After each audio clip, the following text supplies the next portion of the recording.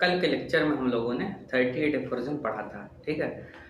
36 और 37 में हम लोगों ने पढ़ा था कि बॉडी के अंदर कोई डिजीज़ है, ठीक है, कोई भी डिजीज़ है, स्ट्रॉन्गर है वीकर है हमको नहीं पता, बट उसके कंपैरिजन में अगर जो नई डिजीज़ आ रही है अगर वो वीकर है, इक्वल स्ट्रेंथ की है, तो बॉडी के अंदर जो ओरिजिनली डिजीज़ है उसे कभी इंटर ही नहीं करने देती, ठीक है।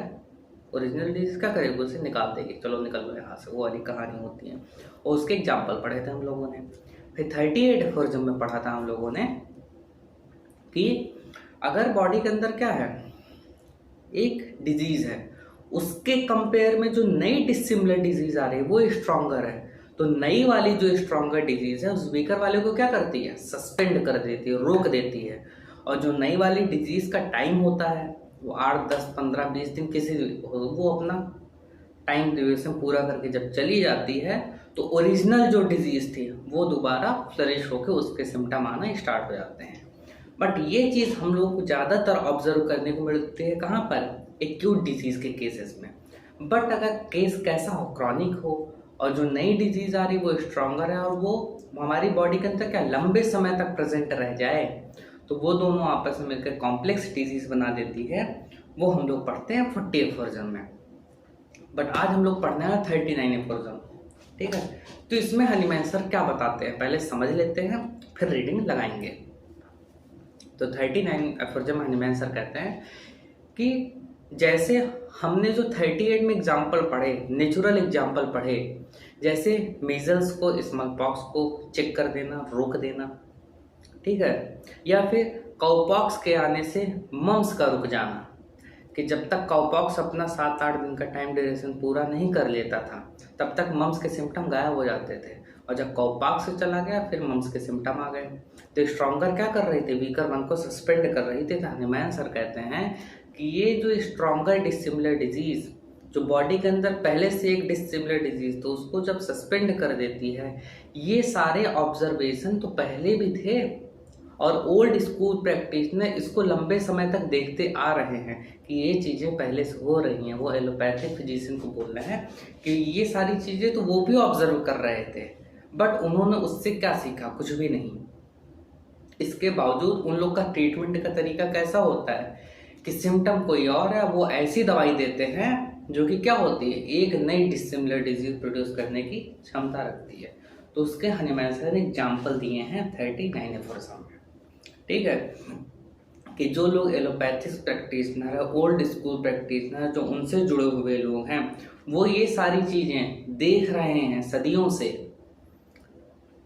कि जो बॉडी के अंदर पहले से एक डिजीज़ है उसके कंपैरिजन में जो नई डिसिमिलर डिजीज़ आ रही है वो उसे सस्पेंड कर देती है। ये सारी चीज़ें वो सदियों से देख रहे हैं, और ये भी देख रहे हैं कि नेचर में कभी भी डिसिमिलर डिजीज़ ठीक नहीं कर सकती किसी डिजीज़ को, कि जो नई डिजीज़ आ रही है वो पुरानी डिजीज़ को ठीक नहीं कर सकती।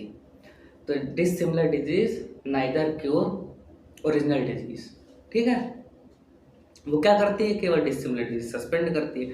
तो मैं सर का ये सारी चीज़ें तो ओल्ड स्कूल के प्रैक्टिशनर सदियों से क्या कर रहे हैं, ये चीज़ देख रहे हैं, बट वो इससे क्या सीखे पता नहीं। और वो करते क्या है रियलिटी में कि वो प्रिस्क्रिप्शन देते हैं जिनके बारे में उन्हें जानकारी भी नहीं है कि वो बॉडी के अंदर क्या प्रोड्यूस करेगा, किस तरीके की डिजीज प्रोड्यूस करेगा, ठीक है।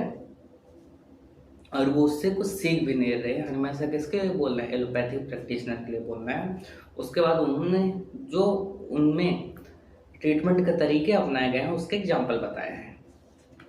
आया समझ में 39 एफोरिज्म। तो 38 में हनीमैन सर ने नेचुरल एग्जाम्पल बताए कि नेचर में देखो ऐसा हो रहा था।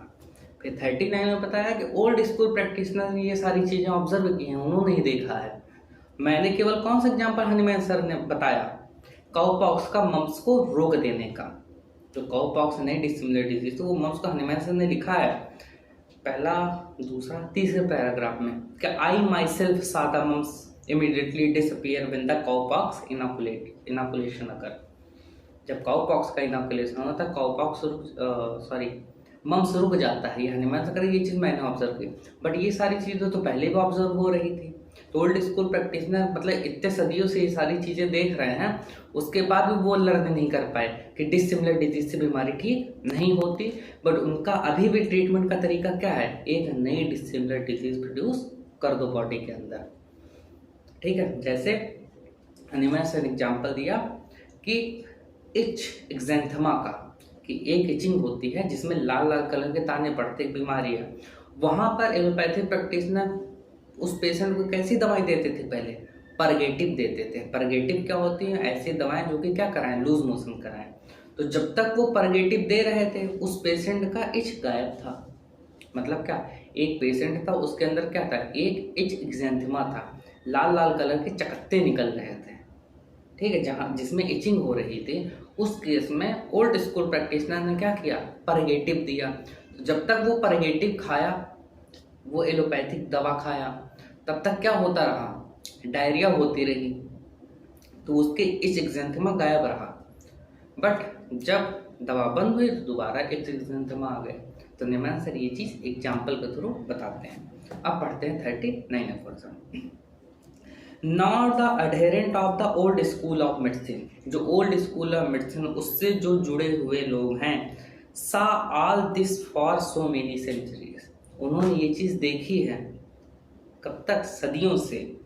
दे सा that nature herself can not cure any disease by the assassin of another, उन्होंने देखा है कि नेचर कभी भी खुद से डिजीज को ठीक नहीं करती बाई असेसन ऑफ अनदर, एक नई डिजीज के आने से, B it ever so strong, भले ही वो कैसी हो, बहुत ही स्ट्रांग क्यों ना हो, अगर वो डिसिमिलर है कभी भी क्योर नहीं करेगी। If the new dissimilar disease be dissimilar to that already present in the body, body के अंदर जो डिजीज पहले से प्रेजेंट है उसके कंपेरिजन में जो नई डिजीज आ रही है, दोनों डिसिमिलर है, तो नई भले ही कितनी भी स्ट्रॉन्गर क्यों ना हो, वो कभी भी ठीक नहीं कर सकती। ये ओल्ड स्कूल प्रैक्टिशनर सदियों से ऑब्जर्व कर रहे थे। What shall we think of them, that they nevertheless went on treating chronic disease with allopathic remedy, namely with the medicine and prescription producing God knows what morbidity state। तो Hanuman sir कह रहे हैं what shall we think of them, हमें उनके बारे में क्या सोचना चाहिए। namely हनुमान सर कह रहे हैं फिर भी, neverthelessly फिर भी, went on treating chronic disease, वो chronic disease को अभी भी कैसे ट्रीट करते हैं, एलोपैथिक मेडिसिन के थ्रू, जिसे नेमली क्या करते हैं, विथ मेडिसिन एंड प्रिस्क्रिप्शन, और ऐसी दवाओं से कैपेबल ऑफ प्रोड्यूसिंग, वो ऐसी दवाएं देते हैं जो कि भगवान ही जानता है, God knows what morbid state produce by that prescription, वो जो एलोपैथिक दवाई देंगे उसके वजह से कौन सी बीमारी पैदा होगी ये भगवान ही जानता है। चलो इसका क्या लिखा, ऑलमोस्ट इनवेरिएबली, वेरिएबल मतलब हर बार बीमारी अलग अलग चेंज हो, हर बार वेरिएबल मतलब जिसमें चेंज हो, इनवेरिएबल मतलब कांस्टेंट, मतलब वो जब भी एलोपैथिक दवाएं देते तो कौन सी बीमारी प्रोड्यूस होगी ये वो भगवान भी नहीं जानता, बट बीमारी प्रोड्यूस होगी इस चीज़ की गारंटी है।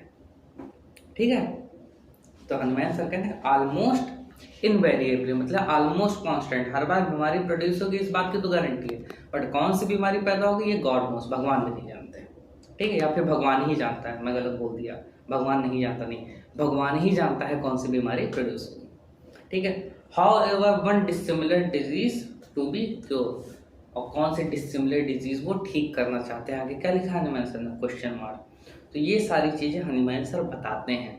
तो उसी में देखो उसके बाद 4-5 लाइन छोड़ के हनुमान सर एग्जाम्पल देते हैं किसका, परगेटिव और इच एक्जेंथमा का, कि ओल्ड स्कूल प्रैक्टिशनर इच एक्जेंथमा को ठीक करने की कोशिश करते हैं किसके थ्रू, परगेटिव के through.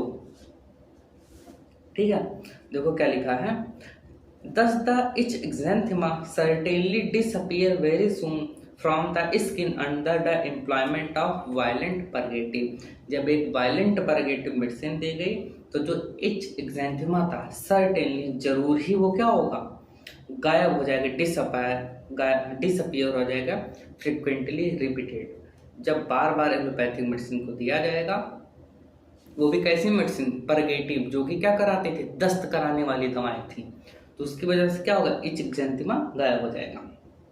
Of bowel and can take no more purgative. Sorry. Frequently repeated.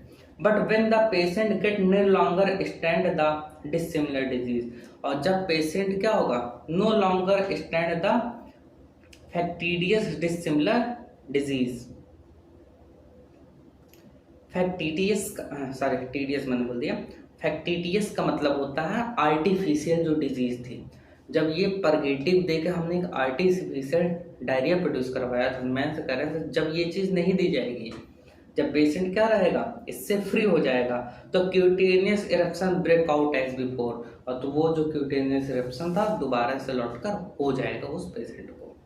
ठीक है, तो यहाँ पे हनीमैन सर ने 38 एफर्जन में नेचुरल एग्जांपल बताया कि अगर दो डिसिमिलर डिजीज मिलती है, जहाँ पर जो नई डिसिमिलर डिजीज है वो क्या है, पुरानी बॉडी के अंदर स्ट्रॉन्गर है, तो उसे सस्पेंड कर देती है। और ऐसा ही चीज़ एलोपैथिक प्रैक्टिशनर लंबे समय से ऑब्जर्व कर रहे थे। 39 एफर्जन में हनीमैन सर बताते हैं।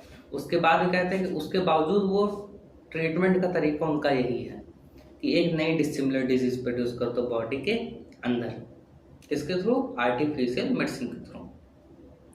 उसके बाद देखो सारी लाइन छोड़ के नीचे से चौथी पांचवी लाइन में है, जहाँ पर हनीमैन सर लिखते हैं कि इशूज की वजह से। ठीक है, जो कि क्या लिखा है, epilepsies suppressed for many year by a mean of issues. किसी पेशेंट को एपिलिप्सी आ रही थी, उसे क्या कर दिया, सप्रेस कर दिया लंबे साल तक, किसके थ्रू, मीन ऑफ इशूज। तो यहाँ पे इशू का मतलब वो कारण वाला इशू नहीं है। हनीमैन सर में यहाँ पे जो इशू लिखा है उसका मतलब होता है कोई भी अल्सर या फिर कोई भी वुंड जहाँ से ब्लड या पस निकल रहा हो उसे इशूज बोलते थे। ठीक है, तो हनीमैन सर कह रहे हैं कि जो पेखलिन थे उन्होंने ये चीज़ ऑब्जर्व की, क्या चीज़, कि एपिलेप्सी को ओल्ड स्कूल प्रैक्टिशनर ऐसी दवाएं देते थे जो कि बॉडी के अंदर जो अल्सर प्रोड्यूस करती थी या फिर वुंड प्रोड्यूस करती थी, जिसके तो पस या वो निकल रहा हो, तो एपिलेप्सी क्या हो जाती थी, रुक जाती थी। ये ओल्ड स्कूल प्रैक्टिशनर का ट्रीटमेंट का तरीका था। तो हनीमैन सर कह रहे हैं कि वो जो दवाएं देकर इशूज प्रोड्यूस कर रहे थे बॉडी के अंदर, एक ऐसा पस प्रोड्यूसिंग अल्सर या फिर ब्लड प्रोड्यूसिंग जो वुंड प्रोड्यूस कर रहा है, तो उसकी वजह से एपिलेप्सी जो रुक रही थी, वो क्या है, एक तरीके का डिसिमिलर है।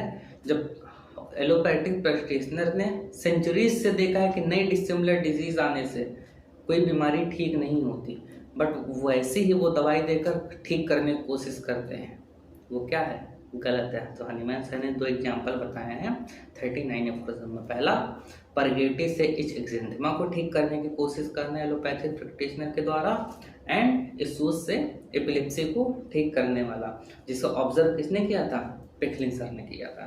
ठीक है, हनीमैन सर ने दोनों एग्जाम्पल बताया क्योंकि ओल्ड स्कूल प्रैक्टिशनर इतने लंबे समय से ये चीज़ देख रहे हैं, उसके बाद भी वो इस चीज़ की क्या कर रहे हैं, प्रैक्टिस कर रहे हैं, वो जानते ही नहीं क्या हो रहा है।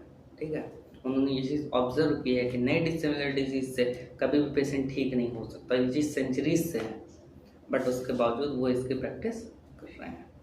ठीक है, उम्मीद करते हैं 39 एफर्जन समझ में आएगा।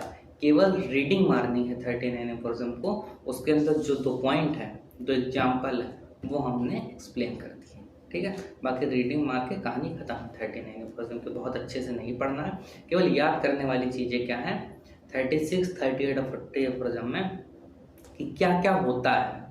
36 में पढ़ते हैं कि हमारी बॉडी के अंदर कोई डिजीज़ है, उसकी जगह पे जो नई डिजीज़ आ रही है उसके कंपेरिजन में क्या वीकर है, तो नई डिसिमिलर डिजीज बॉडी के अंदर जो स्ट्रॉन्गर है उसे इंटर ही नहीं होने देती। 38 में पढ़ते हैं कि अगर एक्यूट केस हुआ तो वहाँ पर स्ट्रॉन्गर वन वीकर को क्या करती है, सस्पेंड करके अपना रन ऑफ कोर्स पूरा करके चली जाती है, और बॉडी के अंदर जो पहले से क्या है वीकर डिजीज है वो फ्लरिश करती है। उसके बाद हम लोग 40 में पढ़ते हैं कि अगर ये बीमारी लंबे समय तक बॉडी के अंदर रहे, दो डिसिमिलर डिजीज अगर बॉडी के अंदर लंबे समय तक रहेंगी तो दोनों आपस में मिलकर डबल कॉम्प्लेक्स डिजीज बना लेती हैं, या कॉम्प्लेक्स डिजीज बना लेती हैं, या फिर बॉडी के डिफरेंट पार्ट को वो ऑक्यूपाई कर लेती हैं। उम्मीद करते हैं 39 एफर्जन समझ में आया होगा हनीमैन सर कहना क्या चाहते थे। अगला लेक्चर हम लोग पढ़ेंगे 40 एफर्जन।